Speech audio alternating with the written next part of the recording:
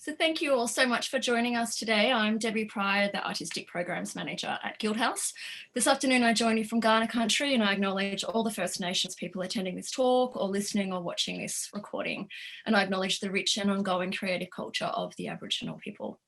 I'm very pleased to welcome you to the last day in our winter series of the reVision speaker sessions. This series of conversations is aimed at increasing connectivity during this ever-evolving time of disconnect, and to offer an opportunity for artists to increase their well-being and to find new models of sustainability for their practice. This afternoon and tonight, you'll hear speakers investigate the topic Remodeling Our Future. Conversations with curators, writers, artists and arts leaders will investigate how an industry finds momentum and can collectively shape change. A little bit of housekeeping. If you would like to ask questions at any time, you can do so in the chat box at the bottom of the screen. If you'd like to ask a question, just type in, "I'd like to ask a question," and we'll turn your mic on at the appropriate time. Aside from this, please keep your mic off, as accidental background noise can be easily picked up and a little bit distracting. So I'm very pleased to introduce the panel session, Digital Connections, and our speakers. The session chair, Dr. Kristen Alford, is a futurist, well placed to chair this panel, and director at MOD at the University of South Australia. She holds a PhD in process engineering and a master's in management in strategic foresight. She's a graduate of the Australian Institute of Company Directors and a fellow of the Governor's Leadership Foundation. In our panel, Connal is a writer and philosopher who has completed theses at honours, masters and doctoral level, and published in several journals in the area of pandemic ethics. I can hardly say the word pandemic. He's currently writer in residence as part of the Guildhouse and City of Adelaide Artworks program. And Adam Drogmueller is a PhD student and researcher working at the Australian Research Centre for Interactive and Virtual Environments. His specialist topics are human-computer interaction and virtual reality.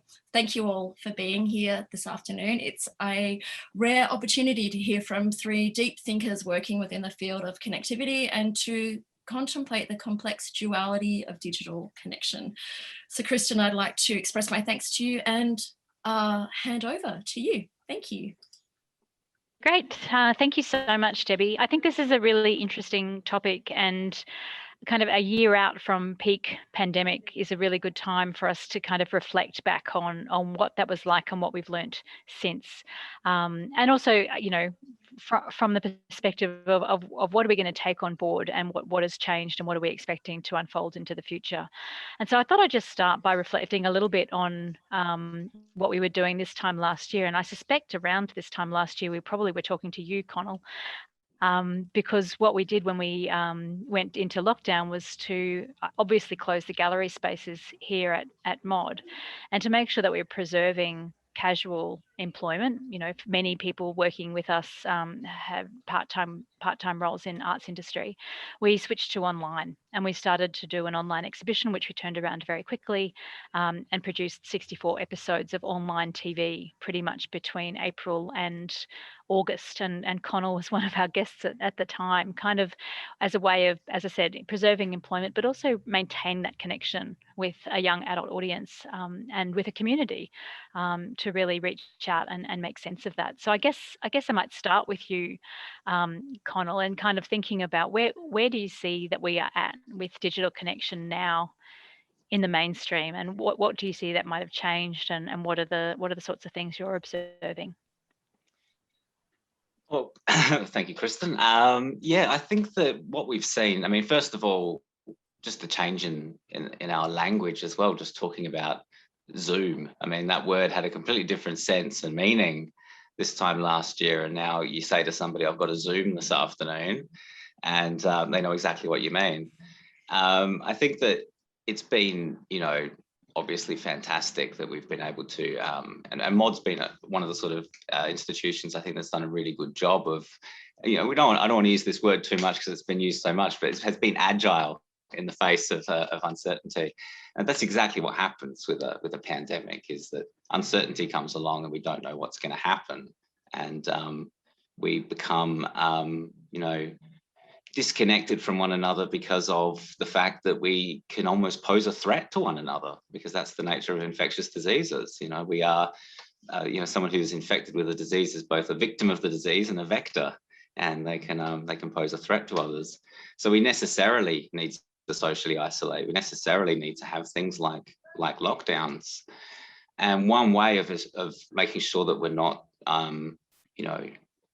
overly disconnected from one another is to use these digital means. And I've certainly seen my social media usage go up. Certainly in the context of universities, we've seen a lot more, resources going online.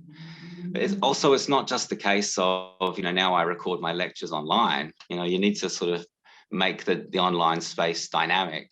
And I think that's something that we're going to continue to sort of evolve as we go, particularly in education, but in other areas as well. We need to make it that it's not just the case of you're watching a video recording, but that there's some sort of interaction going on, or that it's at least maybe immersive might be a better word for it. I think that quality of interactive and immersive is a really good kind of place to bring Adam in as well, because thinking about how you give the online space a sense of three-dimensionality as opposed to kind of just a screen-based kind of experience. So Adam, I might ask you the same sort of question just to kind of get us on an even footing. But if you're looking at digital connection now in the mainstream, and especially the sort of work that you might have been doing, what are you observing, and was there anything specific that surprised you out of the pandemic? Well, I think where we're kind of heading to is we're trying to make people feel more co-located. So the problem with like just being on Zoom, I'm just talking to everyone through a two-dimensional webcam, which is kind of unnatural and a bit weird. So I think where we're heading to is, trying to make people feel more like they're in the same space. And then it's just figuring out exactly how we do that. So VR is definitely one approach that we can take, and there's potential benefits to using VR outside of just using Zoom, because there's this whole idea around Zoom fatigue, and potentially, using Zoom is more, there's more cognitive load and mental effort being exerted just by being on Zoom in comparison to being and talking to people in person. So I think that's kind of interesting to where we're heading towards. The other thing I thought was interesting as well is that in some ways, though, VR is high touch, especially if you're doing it with other people. So just thinking about that that almost contradiction at the heart of some of this digital physical kind of work. To do VR, you're often supervised in an area where you are in close contact with someone. So I think that contradiction is really interesting. Are there any? I mean, we talked a little bit about contradictions, I guess, already in terms of how do we make it dynamic and interactive. But is there anything else like that you're noticing? These real sort of tensions that kind of sit at how we might be using digital? Well, I guess, there is that problem of like everyone using VR in the same space, but the way I kind of envision it is you're in like a room, and another person is in that room, but then they're not actually, in that room, like co-located with you. They're like on another side of the world, or like in another area of the city. And kind of trying to replicate that same feeling of being with them in that space. So one of the really weird things about Zoom that I found is if you're in a Zoom call with 10 different people, you're kind of talking to 10 different people at the same time. Whereas if you're in a room and you're talking to someone, you're kind of present in that room and other people are aware of you, but you're not talking to all 10 people at once. So there's this kind of weird continuum where you're talking in a public space and a private space. And like in reality, you kind of travel along that continuum. So if I'm in a public space and I'm talking to someone, and maybe if I overhear someone else talking about a topic that I'm really interested in, and I feel like I can add to that conversation within reason, then I can basically travel to that other like group of people and then actually engage in that conversation. And actually doing that through Zoom is a bit more difficult because you kind of, you can have breakout rooms, but you kind of just like zip in and zip out of those rooms, if that makes sense. Yeah. Yeah, no, I think that's really interesting. It reminds me a little bit of the type of platforms. And I don't know if anybody's seen the stuff that's come out for Splendor XR, which is happening in late July, where Splendor in the Grass is basically doing their festival on an online platform. But the process for that is that you can choose an avatar and then wander around a 3D space. And I've seen a couple of these mechanisms where, you know, as you then get closer to others in the 3D space, you can start to have conversations. And there might be, you know, people all over the space, but you're only chatting with maybe the 5 people that are around you in that circle. But you can see that there are bunches of other avatars having conversations in other places. So I think that question about the broadcast, the publicness of some of the digital platforms versus the ability to have both private and public conversations like you might get in a city square is a really interesting thing. Anything you wanted to add to that, Connal? I'm thinking from a philosophical point of view, that's actually fascinating, this notion of public versus private spectrum of space. Yeah, I think the actual experience of putting on this this VR kind of helmet or whatever it might actually be, however it might play out, is kind of philosophically interesting in and of itself. I mean, I can't help but imagine that you would you know that you're not actually, that it is a virtual reality. You know, you're not sort of fooled into thinking that you are actually in this kind of space. So there's kind of a duality of like, I know I'm sitting in the real world, I'm sitting here in this chair in my house or wherever it might be, but then I'm sort of being projected into this kind of alternate kind of world or you know, reality, if you will, which to me seems almost quite existential. I could actually have an existential nightmare within that context. Where do I exist? And if I spent enough time in that virtual reality, what might happen to my brain or my mind or my sense of self within that? I think there could be some unpredictable consequences of that might be worth thinking about. Yeah. And then there's that idea of like, maybe if you have memories, do you actually have memories of being in VR? Like, do you remember walking around that space in virtual reality? And then do you actually confuse that with reality potentially sometimes? And that's kind of one weird thing I felt like last year in particular. Like, instead of meeting people in person, I was meeting them through Zoom. So I had a lot of memories of just meeting people and then seeing them for the first time on a webcam, which is really strange. So yeah, there's kind of a weird element there, I feel. Yeah. Yeah, no, you're reminding me of a recent meeting I had with a group of people I originally got to meet in Amsterdam in late 2019. Small group of people, about 30 of us. It was like a 3-day intensive, and it was really fantastic. And then I've been catching up with them on Zoom maybe once every couple of months, and you know, at the last meeting, we kind of said goodbye, and I left feeling really sad. And I thought, this is so weird that I've got such an emotional response to kind of saying goodbye, and it feels like I'm about to leave for the airport, you know, in that kind of wistful, not wanting to leave a space kind of feeling. But I have not moved. I'm in the same space as I was 10 minutes ago, and I found that quite startling.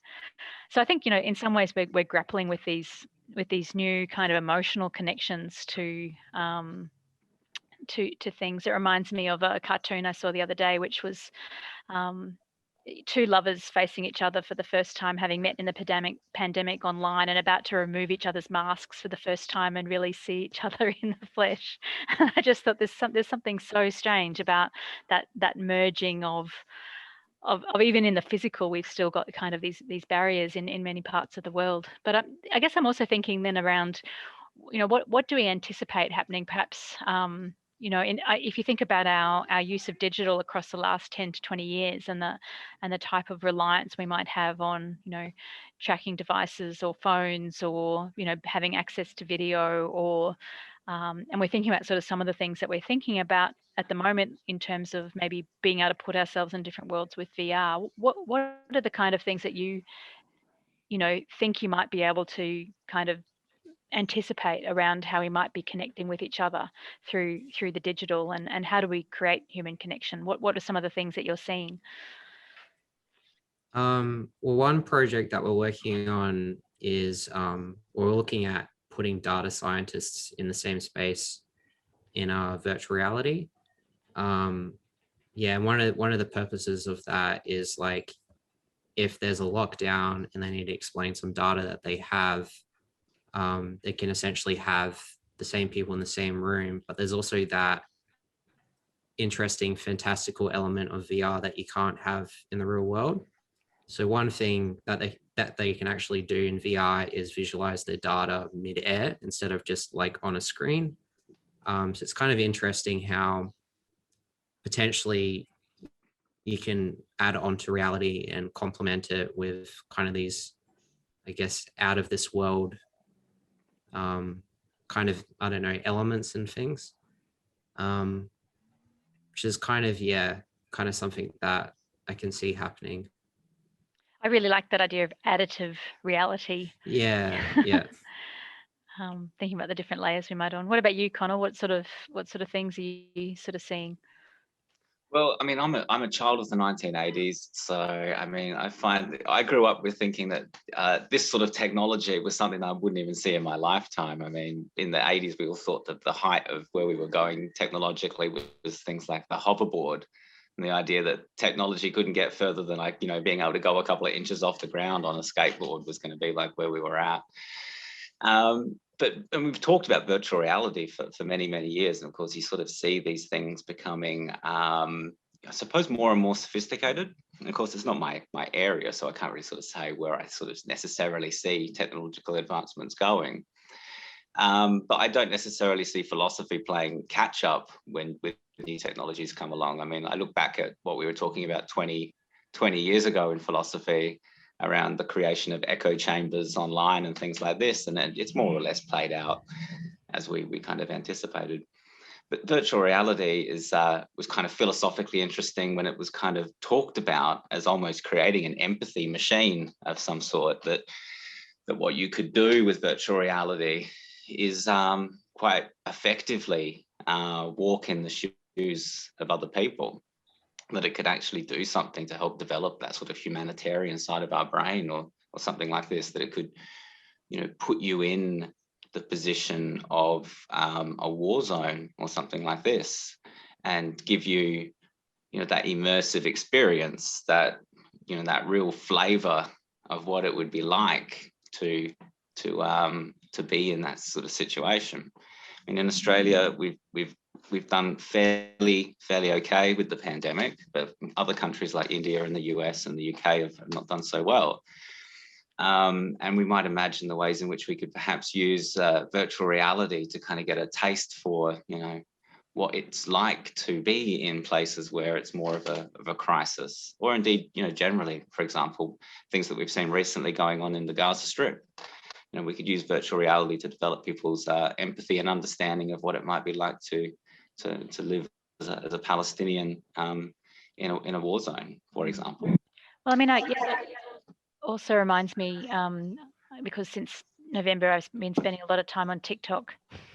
But I find it really fascinating from kind of a, I guess, an academic perspective. But you know, when the bombing was occurring in Gaza, there were quite a lot of small videos coming up on my TikTok page of people people videoing themselves and videoing, you know, the shaking of the house and things, and then running to basements and that's right in front of me on my phone, unmediated by news or opinion. You know, it's fairly confronting, because I don't actually know whether that is true or not. You know, a bit of digging to go, is this actually somebody's real experience, or is it is it somebody else trying to push an opinion? And for all purposes, I think it probably was somebody's real experience that they were videoing and sharing. But that, to me, is also, you know, another way that we're seeing this very immediate kind of close human contact, that is slightly different again to the mechanisms we talk about, which is either, you know, live action through a Zoom or through VR where you're actually in the space. It's asynchronous and it's still screen mediated, but it also provides a level of empathy or human connection that we might not get through some of the more traditional media means. So I found that quite fascinating. I think if we look at the way that we probably have all kind of adapted fairly quickly to online, and I'm thinking about things like, not just my levels of TikTok consumption, which are probably in high need of some intervention, but also the kind of almost the very resilient nature of being able to bounce into home. And a couple of you are working from home as we speak. I'm thinking about people in Melbourne at the moment, going back to lockdown and reverting to work from home kind of instances, and that seemed like a fairly sort of swift adjustment. But I'm just wondering about how we think about that continuing in the future. Are we expecting kind of this online life like this to be sustainable? Are we expecting that people will just kind of much revert to what they were doing pre-pandemic given the chance, or do you see people kind of reaching for something which is a bit more hybrid? What are you seeing? I can say something here. Yeah, go, Connal. So, I mean, recently, just in the last 3 weeks, I did a conference where we had people from Africa, Southeast Asia, Central Asia, and Australia all at the same place at once. Other than my conference fee and my internet connection, it was a fairly low cost endeavor. Whereas in the past that would have been an incredibly expensive outlay. You've got to get flights and you've got to get accommodation and all these kind of things, and you might not necessarily be helped out by your institution to go and attend a conference, so it could all be out of your own pocket. So we're seeing some inequalities in access to things like conferences and other sorts of forums being addressed quite effectively. So we're seeing a broadening potentially of the sorts of voices that we might have at a conference. So that's obviously a very good thing. I suspect we'll see sort of a hybrid emerge, and as we have gotten better at using Zoom and gotten better at doing online as a means of delivering, for example, in education, delivering topics and things like this. But there is a kind of a desire for things to go back to normal, and on the one hand it's understandable, but on the other it's a case of people wanting to take on potentially unnecessary risks or risks that are too high. Merely need to look at how the AFL has been trying so hard to get back to business as usual that we're actually putting athletes in a position of risk. It's almost like we expect AFL footballers, like the Adelaide Crows, have to go out and play against Collingwood this weekend. The possibility that the Collingwood players are infected, and we've got Nicola Spurrier talking about dodging the football if it comes into the crowd because it might have coronavirus on it or something odd.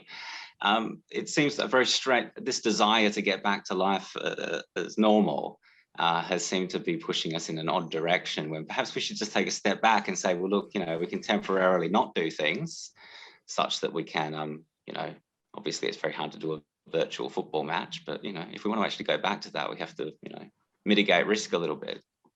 Mm-hmm. Yeah, I what think about you, Adam? Yeah, I think there's also that whole problem around like Zoom fatigue, which has been a term that's been thrown around quite a bit. I guess communicating online just reminds. So I'm kind of wondering if post-pandemic, if people kind of move further away from Zoom because it reminds them of like a bad era in their lives. There's also kind of the weird thing as well where your mobility is reduced because you're always kind of just sitting in front of a computer. And to say that like when we move around and we think, we're actually more creative instead of just standing in space, and actually utilizing space makes us more creative and makes us think out things a lot more. And just, I guess, constantly seeing yourself. So you've basically always got like a mirror in front of you. So yeah, there's potentially a lot of negative mental health effects around Zoom as well that I think needs to be addressed somehow. Like I've heard some people talking about like actually removing it so you can't see yourself while you're talking, so you become less self-conscious. Yeah, and also having like Zoom meetings without video, so you're less focused on other people's body language and you're more focused on a conversation. And yeah, one of the weird things about Zoom, as I'm talking, I'm using different gestures. Those gestures aren't as apparent to people through video, and it kind of requires more cognitive effort to actually interpret the gestures that I'm using. So I think, yeah, there's a lot of benefits around Zoom for sure, but there's also a lot of issues that need to be addressed, I think. Yeah, I think your comment about mirroring is interesting. I gave a talk last night to the Global Foresight Summit, and because of the way my screen was set up, when I pressed go on my slides, I could no longer see myself or the host, which was fine. I was just talking at my slides by myself in the office at 7 o'clock at night, and I felt very, very odd. That there was nothing tethering me. There's no feedback in my ears. I'm not connected to the audience. I'm not connected to the host anymore. And that kind of weird sort of disconnect, I think, is an interesting, and I think, Connal, you started the conversation by talking in change of language and the uptake of, using Zoom as a verb as well as a process and not just the name of the company. But I wonder what the new language for these kind of feelings that we're talking about, that feeling of dissociation you get after staring at your mirror image for hours on end when you're on a Zoom call, or what kind of new language helps us articulate these very peculiar kind of online emotions. Have you got any others, Connal? I know I'm putting you on the spot, but any other good language words? Maybe zoomomycetitis or something like this that we might get from maybe we need a little bit more chair yoga in our lives as well. I can already feel that. Maybe we could actually all be on exercise bikes while we're on Zoom as well, to sort of, get the, I mean, when you go for a walk, you do get both sides of the brain kind of working together. I think it was Nietzsche who said that no good idea has ever been come up with which hasn't been walked on. You need to go for a walk to get your brain going and, to clear your head. So I think that the way in which we engage with screens, I mean, we get up in the morning, we look at our phone, we put on the television, we look at our laptops, we Zoom all day, and then, we relax at the end of the day by watching Netflix or something like this. I mean, we need a break from our screens, and we need to balance that. We know that physical activity is good for our mental health, so we need to have that physical activity in our lives. I think it's a really curious thing to think about is just that nexus of work and activity. And so I'm thinking back to what you were saying a bit earlier, Adam, about the idea of being in a space and moving around a space with VR. And I'm, in one part of my mind, I'm picturing kind of being tethered to something, but I know that that's not how VR works. You don't need to be tethered. You've got freedom to kind of walk around and work through a space. So I wonder if, the space that we're in is kind of just a holding pattern for what happens next, which is actually being able to be physically moving around a space while we're talking to people, kind of in that VR mix that you're talking about. Yeah, it's kind of interesting because like when you start moving away from the desktop, you can actually start utilizing, I guess, the space as like a desktop medium. Like you could have like a physical trash can and you can work with other people, and you might have an idea and you say, oh, this is a bad idea. And then you scrunch it up and then throw it in a bin or something like that. And there's all these like crazy metaphors that you can assign that you can't do through a desktop screen. So I think, yeah, that'd be pretty interesting in the future. And I think that's hopefully or potentially where we're moving towards, as like more and more companies are starting to adopt VR and AR, and especially with like, got a prop, for example. So this one here isn't tethered to a computer, so you can basically have it on your head and then move around. So there's no requirement to have like a big beefy machine right next to you, and you're not crossing wires over with other people and all these weird other social issues. But yeah, there is still that kind of weirdness when you have VR on and people outside of VR can see you moving around and they have no idea what you're doing, and there's that weird disconnect. So I think that's still something we need to overcome to actually make VR more accessible and more adoptable, I think.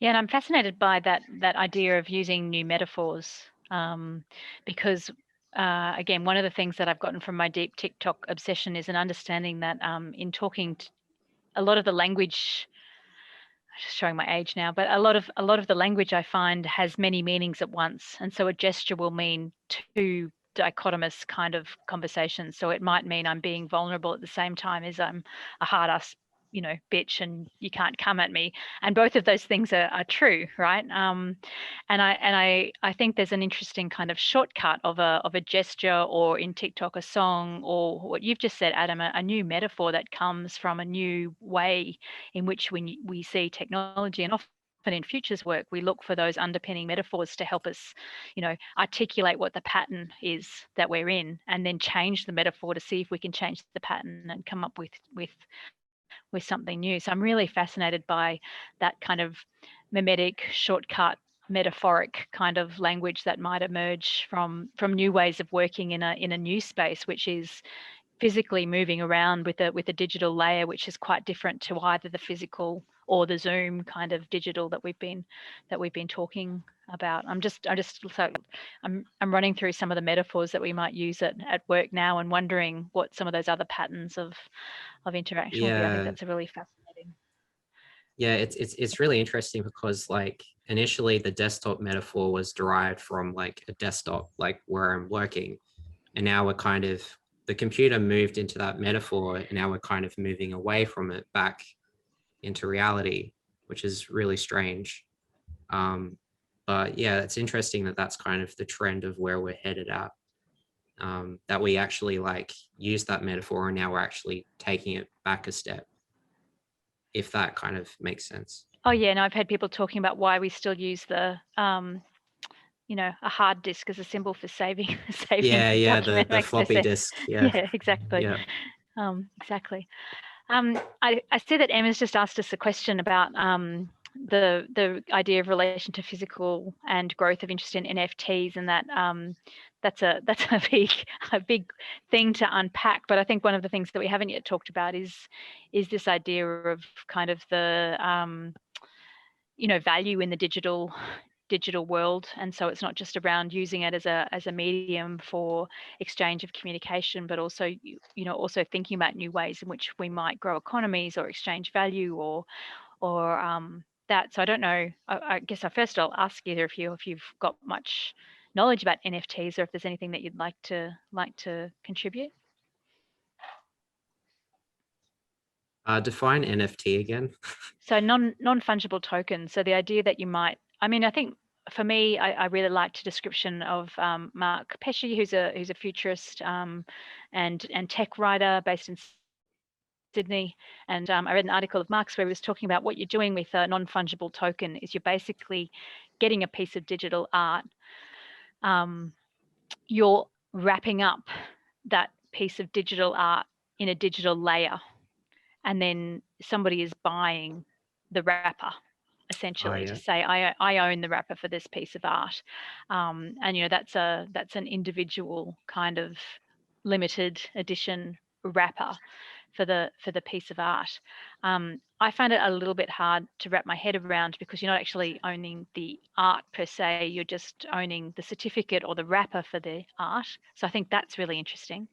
I think it's interesting if we can find a way in which artists' work can be recognized and valued online and exchanged online, because digital art, I think, is difficult to do that. So, I'm thinking of an artist called Victoria Modesta, who's well known for a video which is a smooth, shiny surface, and she comes out in this amazing high heel, in which the heel is like a dagger point, and she's spinning on the dagger point, and it's beautiful and mesmerizing. but I can probably YouTube, Google it, and I can watch it without any value really going back to the artist. And I guess the idea around an NFT is that by selling the wrapper to that art to someone who can say they own the wrapper for that work, and that becomes an exchangeable item, there's some point of value to go back, back to the artist. So that's probably the extent of my knowledge on NFTs. If you have anything else to add, Connal. Oh, I think, I suppose, you know, again, from that sort of philosophical standpoint, when we think about what it means to own something generally, we think, you know, I own a cup. That means I get to use the cup. I get to control who uses the cup. If I get to sell the cup and get profit for it, or even more broadly, I'm allowed to smash that cup if I want to. We tend to think, of course, that there are limits on what you can do when you own a piece of art. You can't go on necessarily. We think it would be a violation of the rights of the artist if you were to take home a painting and, you know, change those purple spots into green spots or something like this to paint over the Mona Lisa or something like that. But we also think that you'd have a sort of a social responsibility as an owner of something like this to, you know, exhibit it from time to time and to make sure that it's not just closed off from society. I'm not entirely sure how these NFTs kind of work and how that might relate to those kind of potential obligations that we would have to, you know, to display art on occasion. But also it comes with the responsibility to preserve art. And I suppose that that's interesting. Once art's in a digital space, it's kind of, you know, it's preserved. You don't have to like temperature control it and all this kind of stuff to make sure that it doesn't get affected by the elements and all this sort of stuff. So I think it's broadly interesting from the philosophy of ownership standpoint, and perhaps not easily solved. Yeah. And look, I think the other big ethical question is just around the environmental impact of Bitcoin, blockchain, NFT mining, and the fact that, you know, if that isn't done in a way that uses green energy, it's using, you know, it's a big fossil fuel contributor. And in fact, I think that's probably true for any of our digital life. The sort of stuff that we store in the cloud requires, you know, server power to deliver, you know, these functions back to us. You know, at the same time, it's making things more convenient. I think that's a really interesting question. Are we also actually making the environment worse? And what's our obligation when we're thinking about big social change that might come out of a disruption like a pandemic? And we're thinking about maybe some of the impacts that work from home might have in terms of maybe aiding environmental impact by reducing commutes and reducing footprints and all of that sort of thing. And yet at the same time, we're actually just increasing our server space and putting just as much carbon up into the air. I think that's a really difficult question to grapple with. And so, you know, I've seen a lot of people in my circle concerned about the idea of NFTs because it seems like a really ethically challenging kind of thing to invent something that actually is causing a bunch of environmental damage, and others looking for the opportunity in terms of how you might actually do that in a way that's green and sustainable, see if it solves the problem. I noticed that Cynthia's just said there's a, you know, general shift in ownership towards participation, which I think is also interesting from the conversation we've just had about, you know, the TikTok platform, about, you know, that's not sort of, I mean, you can be a passive consumer of that, but really the value comes through people participating in the platform and people generating art forms. The value of attending a Splendor XR becomes, you know, in the fact that you're not just watching the performer, but you're interacting with the other avatars in the space, and that tension again that we've talked about between, you know, the broadcast medium of a screen versus the participatory, I think is quite an interesting tension as well. Is there anything, I mean, the other thing that's coming to mind for me is that most futurists certainly would not be expecting this pandemic to be the last. So even if we would return to a new normal by 2023, you know, I'm reading a bunch of short stories which have some other virus of, you know, the virus of 25 or the virus of 2032 in them. And I think we would expect, because of the way that we are globally networked and interconnected at the, you know, pre-COVID, and because of the way we have got rapid urbanization, we are increasing the conditions for pandemic-like diseases to occur, that this isn't perhaps a blip and a disruption, but might be indications of a new normal. So I'm just wondering if there's any sort of final comments before we go to questions about, what does the intersection of, adjusting to these types of disruptions and digital development, is there anything curious emerging out of that, or things that we should be thinking about for the future, Connal? Yeah, well, I think back in the early sort of thousands, up to when I finished my PhD in 2012, 2013, we were thinking more around probably a new strain of influenza, so something like the Spanish flu, something probably with a, highly infectious, high mortality rate. I don't think anyone really thought it was going to be a coronavirus. Certainly pandemics are just part of human existence. Infectious diseases are part of human existence. So that standard kind of message that it's a case of, when a pandemic is going to emerge, not if, probably remains that kind of, stay alert. And we probably will see future kind of instances of this, and we need to be mindful of that. And one thing we knew prior to this whole pandemic, though, was that not only do these diseases have the potential to cause, huge amounts of suffering and to kill lots of people, but it has the potential to exacerbate existing inequalities. And it's precisely what we've seen. There's no surprises. We've seen companies like Amazon having $8 billion, profit margins, and we've seen people plunged into deeper poverty in parts of the world. So as we go forward, we need to not only, kind of try and rein in some of these inequalities, to rethink some of the ways in which power is distributed, both domestically and internationally. Can we really keep, is it really sustainable to have the sorts of political and economic systems that we currently have? I mean, countries that fare better in pandemics are ones that are more equal, where resources are distributed more equally, where power is distributed more equally, where the most vulnerable groups have access to important social resources.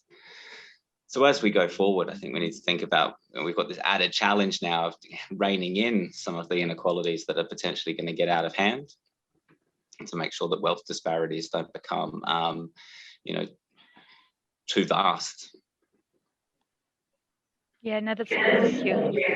And that also answers also addresses one of Cynthia's questions or comments in the chat as well. Adam, any final comments from you about what you think is important for the future? Just on what Connal was saying about kind of a gap between the poor and the wealthy. Like, I was reading an article this morning about Israel and students having to share the same computer to attend a class to get education, and that's kind of a huge problem. So more wealthy people down there can actually have students get their own computers and they can get their own education, whereas people in poorer areas usually used to be able to go to school and just attend in person, and now some of them who don't have the technology to participate in a class, now they can't do it. So I think, we need to adjust for that somehow, and that's a huge problem to get around. That's kind of my final thoughts on that. Yeah, no, I think that's a good point. And I remember, that the video off that you mentioned earlier is then really important, because the social inequity becomes visible when you're zooming into somebody's private house, and you can see the conditions in which they live, and those things were quite stark for classes when video was kind of assumed to be compulsory, and that's sort of been relaxed. And I guess the only other final thing I was going to say was that, I think it's really interesting to think about whether we're solving the right problems. So, and I don't know how true this is, but I saw an article the other day that said that Amazon was solving the mental health problems of its employees by inserting an Amazon portable meditation booth. Hadn't thought about giving toilet breaks, but we're happy to put in a portable meditation booth. And so I think some of the temptations that we've got in the adoption of, technology or well-being solutions, or, green solutions, or things like NFTs are, a solution in search of a very wrong problem. So I think that's the other kind of philosophical challenge for us as we navigate between the digital post-pandemic world, is to make sure we're innovating for the right problems. So yeah, I'll just wanted to finish up then by saying thanks Connal and Adam for the contribution during the chat. I've got all sorts of thoughts, and I really enjoyed listening to them. So I'm just going to hand back over to you now, Debbie, to see if there's any questions we can. Thank you so much. I have a question which I might start, and if anyone else has any other questions they want to pop in the chat box, they can. Adam, I'm really interested in the VR headset that you just showed us earlier, and I'm wondering where you think the future of VR lies in the mainstream. How accessible will it be? Obviously, it's really big in the gaming world, but surely there are other applications that are being, designed or planned for. Can you tell us a little bit, maybe about your plans or where you see the future of VR really going? Well, one of the things I kind of envision is, I guess, the virtual world becoming like a utility in a household. So like you go around a room and there'd be a bathroom and a bedroom, but then maybe there would be like a virtual room, and then you go in there and you can actually have your remote communications, and that's sort of like your workspace. And that kind of already exists for some people who have virtual reality. They have their own setup space at home. So I kind of see like the digital starting to become more like a utility, like electricity and water, that kind of becomes incorporated into a house, I think. But that's, yeah, probably a really, really far way away. Kind of like a formulation of the holodeck from Star Trek in some respect, but probably not exactly like that, I think. And what do you see people using it for, like general connection, or like, I guess I'm thinking a little bit, and this is super outdated, but things like Second Life, and how I remember working at a gallery at the time when Second Life was really big in like 2010, and we rebuilt our gallery in Second Life with the same artworks and interacted with people within Second Life while we were also in the gallery. And it was quite a kind of echo chamber in a way, but also really different experiences in both spaces. So what kind of interactions are people accessing, do you think, in the future or now? Yeah, like definitely social interactions, probably entertainment like video games, and potentially narratives as well. Potentially we might move away from film into spatial narratives somehow. Also audio, like music, performances. I'm not sure about like document writing, because that's kind of like, how would you actually do that using gestures and controllers? That's kind of a whole problem in itself. But yeah, potentially moving towards like a workspace, where people can collaborate and think. But yeah, there's a lot of directions that we could head in, I think. Thank you. I also agree with your comment about gestures. I feel like I become very exaggerated when I'm in this world. There's a lot of which I wouldn't normally do and those kind of things. So yeah, I really agree with that. I don't see any other questions coming through, but I will make one little other observational question towards Kristen. Thank you for mentioning the Splendor Online. It's really interesting to see how, what that model will become. We had a little dabble in a platform called GatherTown, which I don't know whether you know that one. It's a very much like an 80s game where it's kind of aerial, and you kind of, a little avatar walks from room to room, and as you get closer to people, your video turns on and you can hear and see them. And it was such an incredible social kind of experiment in some ways, because it was a great way to get curators from around Australia in the room with local artists, and it kind of took away the nervousness of meeting someone new, because you were spending so much time figuring out the tech and you were all kind of going, what is this world we're in? So it was kind of quite disarming in a really lovely way. Yeah, and I think that's fascinating. Yeah, I've had a quick look at GatherTown and thought it looked pretty cool, really. But I also thought it looked a little bit like Animal Crossing, because part of what we were doing last year during Mod was live gaming, and Animal Crossing was one of those games. And actually, Animal Crossing was one of those things that people found incredibly soothing when you're kind of stuck at home, to kind of build a community on Animal Crossing and visit your friends on Animal Crossing and do that kind of space. And so I do wonder a little bit around the competencies as we get more sort of comfortable in those type of worlds and creating them, and whether there's as Adam was saying before, like a new kind of set of metaphors that, we're no longer thinking about the desktop, but we're thinking about the Animal Crossing landscape in terms of perhaps the way that we work. And I also think something else you just said there was good, because you were talking about thinking about the technical requirements and trying to get across all of those. And I was listening to this talk again at the Global Foresight Conference last night, where they were talking about there was a short conversation about I think a pastor who, they were talking about how religions had adapted in the pandemic and how they'd moved services and spiritual communities online. And one of the reflections, I'm not quite sure of the religious denomination, so I might have the terminology wrong, but one of the reflections from the pastor was that he had said he was so busy making sure his mic was on, that the camera was ready, that, and thinking about the technical support, that he never felt like he was able to get into the spiritual sense. And so he was busy kind of tending to the technical needs of the congregation, but he never felt like he was fully spiritually connected like he would have been in person. And the question there was like, well, who's doing tech support for him to enable the spiritual connection? And I think that's also, I just thought that was such an interesting conversation in terms of, we're now expecting all of us to be able to run a Zoom and live stream or something or other, and know how to do Gather Town and all of that sort of stuff. But what if that stops us from actually making the human connection? Right. And when that's really critical, how do we make sure that we're supporting people to be able to make those really critical human connections, like spirituality? So I thought that was a really a really new conversation that I hadn't heard people articulate.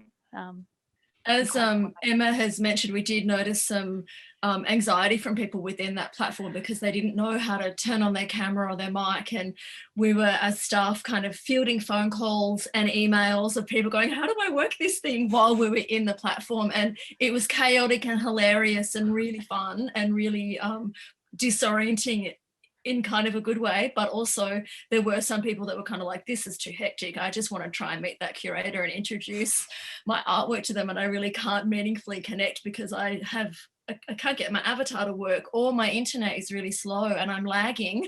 So I'm speeding past them once I finally catch up, or, so it, Or even like a conversation I had earlier in the week, which was around, I haven't done a heap of Zooms because we've been face-to-face back in galleries.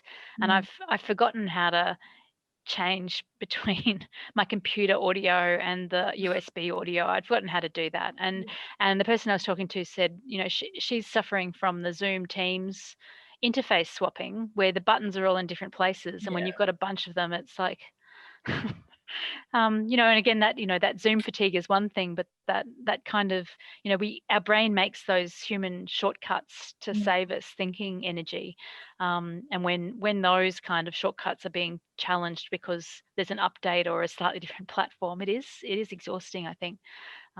Doesn't come. And I think that's a common conversation within organisations as well, is that that fatigue of learning new things, keeping up with new things, adapting to platforms, and the emotional kind of fatigue of keeping up with all of those things. I feel really old as I say that.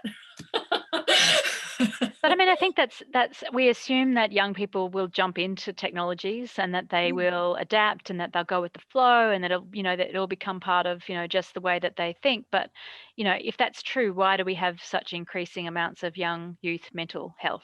That's and right. Why is that one of the things that the Children and Young People's Commissioner is so concerned about? And so I think there is and I think Adam raised it earlier, there is that question about, are we actually creating a healthy digital world, or are we just doing stuff without thinking and making stuff worse? Yeah. Well, that's a positive note to end the session on. If anyone has any other comments or any questions that they'd like to mention, but other than that, thank you so much, Kristen, Connal and Adam, for joining us. It's been a delight to get your insights into the future and to where we're heading and what we're experiencing now. So thank you so much. Wild applause from us all. Thank you. Thank you. And a big wave from me. Big wave. And for those that have attended this session, we'll be sending out a bit of a survey. So please let us know what you thought of not only this session, but the way that we've been running reVision. We are looking at our model for this series and how we'll adapt that. I know that's that word, how we'll adapt going forward, but please do contribute to the survey so that we can shape the program. At the moment, our model for not only the session, but our funding is changing. So please feel free to support our annual appeal that we have out at the moment, and all donations will be doubled thanks to the City of Adelaide matched funding. So thank you all in advance for that. And lastly, we have one last session tonight, which will close the season at 7 p.m. with Tools for Advocacy, hosted by Esther Anatolidis, with Kelly McCluskey, Sally Blackwood, and Makita Yuong. So if you're free at 7 o'clock, please join us then. Thank you again. That was fantastic. Thanks for your time.